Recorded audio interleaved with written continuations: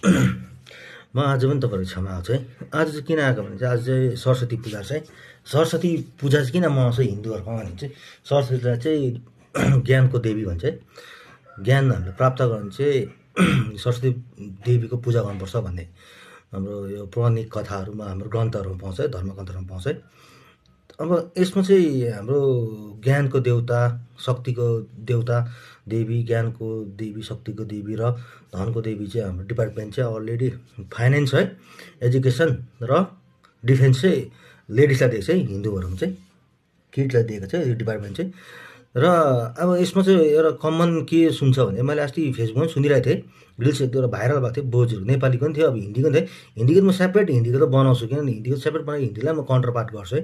र नेपालीको चाहिँ किनभने चाहिँ के थियो भने चाहिँ उनीहरूको त्यो बोजू भने हाम्रो देशमा चाहिँ हामीले नै भगवानको पूजा गर्छ देवीको, तर हामी नै चाहिँ शिक्षाको, हामी नै चाहिँ ज्ञान बिनाको अरूले नै आविष्कार गर्छ भन्थे। बोजूले बिर्सिनु भएछ नि, बोजूले बिर्सिनु भएछ। त्यो मान्छेहरू जसले अहिले आजको उसमा यो रिल्सहरू हेरेर हाँस्नु, उनीहरूले बिर्सिनु भएछ नि। उहिले बोजूहरूले नि, बोजूहरू बाजेहरूले त्यो सानो उसको छोराछोरीलाई चाहिँ नि के भन्थ्यो भने चाहिँ नि, म भनिदिन्छु सम्झाइदिन्छु ल बोजूको डायलग छ नि। पढे लेखी के काम, हलो जोती खायो माम, पढ्नु जानु पर्दैन, गोरु जोत नानी हो, खेतमा गएर बारीमा गएर गोरु स्याहार, भेडा पाला, बाख्रा पाला, गाई पाला भन्नुहुन्थ्यो कि। अन्त त्यो भएको नि अब फरेनतिर चाहिँ अन्त बोजू पढे लेखे के काम, हलो जोती खायोमा भन्थेन। त्यहाँतिर चाहिँ नानी हो, पढे लेखे खायोमा हलोजिती गयो काम जिन्दगी भन्थ्यो कि। हो त्यो भएको नि अन्त उहिले चाहिँ हो। अन्त अर्को कुरा चाहिँ के भने नेपालीहरू चाहिँ केमा बिग्रेको भने चाहिँ अन्त किन साइन्टिस्टहरू नभएको डेभलप कुरा ठुल्ठुलो कुरा इन्भेसन नगऱ्यो भने चाहिँ एउटा चाहिँ गोर्खा भन्थ्यो, लडाइँमा जान्थ्यो, बेसी लडाइँ गर्नु, अर्काको देशको लागि लडाइँ गर्थ्यो, अर्काको देशको लागि लडाइँ गरेर आएर अन्त छातीभरि तकमा झुन्डाएर आउँथ्यो, घरमा आएर त्यही अब पेन्सन खायो, बस्यो, हे हामी वीर गोर्खाली भन्थ्यो। अन्त अलिअलि परेको लगिहाल्थ्यो नि, तातो गोली उताबाट टुटुटु आउँथ्यो, यताबाट खुकुरी बोकेर गएर ड्याम ड्याम ड्याम ड्याम ड्याम काटेर हो। अन्त यसरी चाहिँ हाम्रो मान्छेहरूले पढेन। अन्त आज पनि तपाईँले हेर्नुभयो भने चाहिँ यो नेपाली जगतमा बस्नेहरू जति पनि जातहरू छ है, 12 जात 36 वर्णहरू छ, 12 जात 36 कुनै के 4 वर्णहरू छ नि, यो 4 वर्ण भन्छ कि।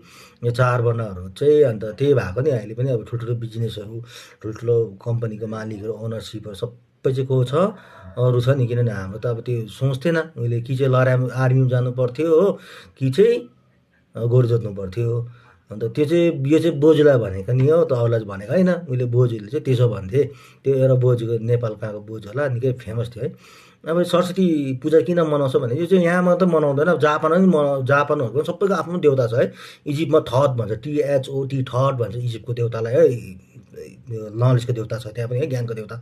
अन्त यो तपाईँको जापानतिर हेऱ्यो भने तेन्जिङ भन्छ है, जापानिज त भएकै धनी सिक्सेन्स भएको मान्छे नि, ज्ञानीहरू भएको मतलब है, डेभलप भएको तेन्जिङ भन्छ, त्यहाँको तेन्जिङ भनेर मान्छ है। त्यहाँ पनि लेडिसै हुन्छ।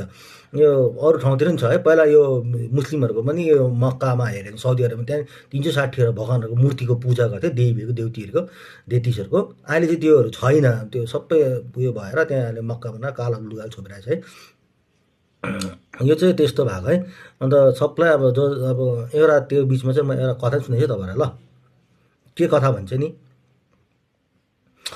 अहिले एउटा मान्छे चाहिँ जन्मेछ अरे कि, अन्त निकै धनी घरमा। अन्त त्यो हेरेछ यो त तिमीभन्दा धनी हुन्छ, तिम्रो नानी त पछि उसले त ठुलो लट्री पार्छ, भाग्यचिटा, लट्री भन्दा भाग्यचिटा पार्छ भन्छ नेपालीमा है, भाग्यचिटा पार्छ, अन्त उसले धेरै धन कमाउँछ भनेछ।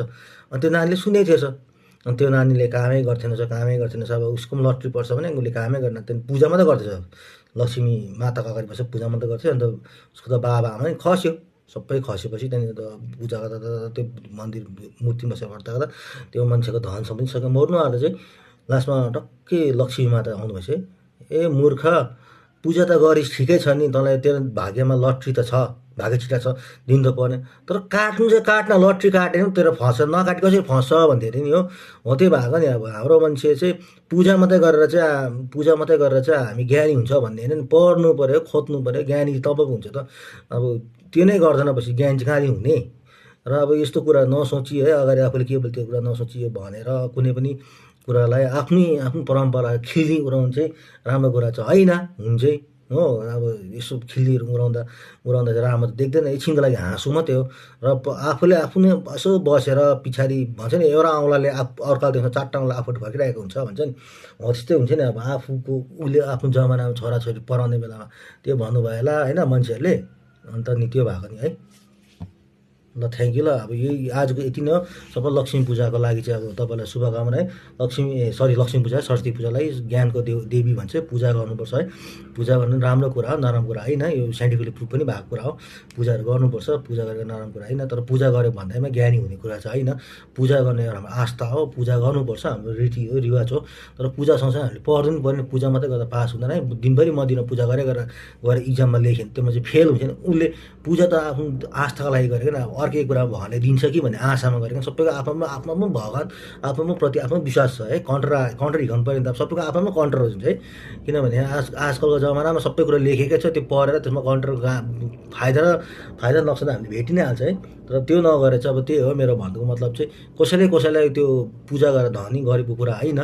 तर अब उहिले आफ्नो छोरा आफ्नो नेपालीहरूको पारा चाहिँ के थियो भने पढी लेखेको काम हुलजोटी खायो माम भन्नेले गर्दा चाहिँ हामी यो भएको मात्रै हो नि। ज्ञानी त हाम्रो मान्छे नि ज्ञानी नै हुन्थ्यो है, पढाएको भए लडाइँ लड्नु नलाएको भए चाहिँ।